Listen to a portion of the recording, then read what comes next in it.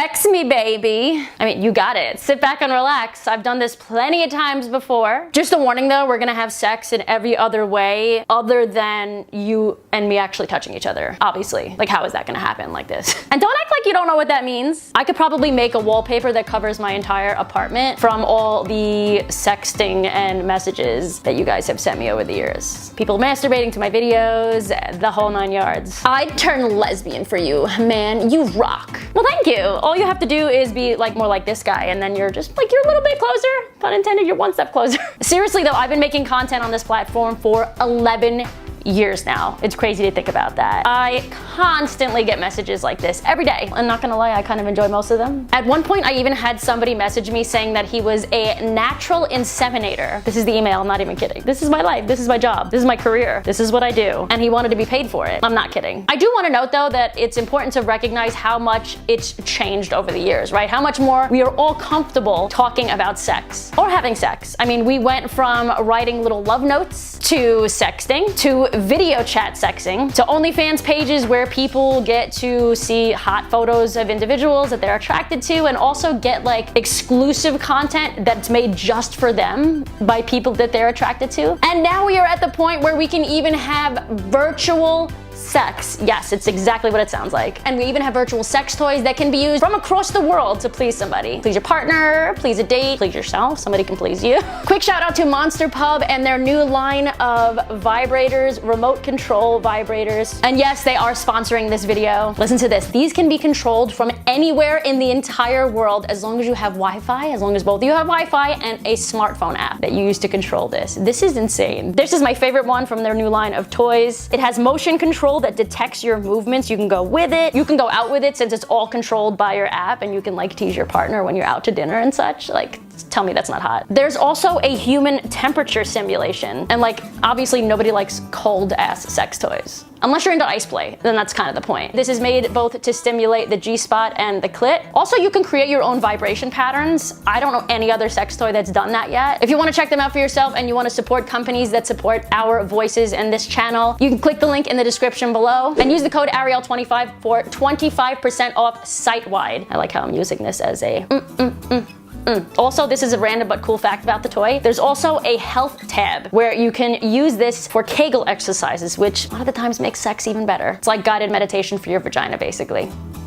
For the tightness of your vagina. I mean, I may or may not have been seeing somebody for the past few months, and I may or may not have used this with them since it's kind of long distance. I mean, I've been keeping my dating life private for the last 3 years or so because like, I don't need that drama in my life anymore, girl. I do think relationships in general are becoming way more public. Couples now have OnlyFans accounts together and TikToks and of course YouTube accounts, Twitter, Instagram pages. Couples are more open about wanting to have threesomes. I mean, there are literally dating apps right now that are made just to help people find unicorns. So why is everybody so much more open than ever before? Here's what my friend Lacey Green, who is a sex expert, has to say on this topic. So why do you think we're seeing more and more people / couples invest in virtual sex or sex toys? In a word or two, I would attribute that to the internet. I think the internet has made it easier for people to buy sex toys and explore different kinds of sex toys that may not have been sold at their local shop without feeling the shame and embarrassment that is fairly common when it comes to going to an adult toy shop.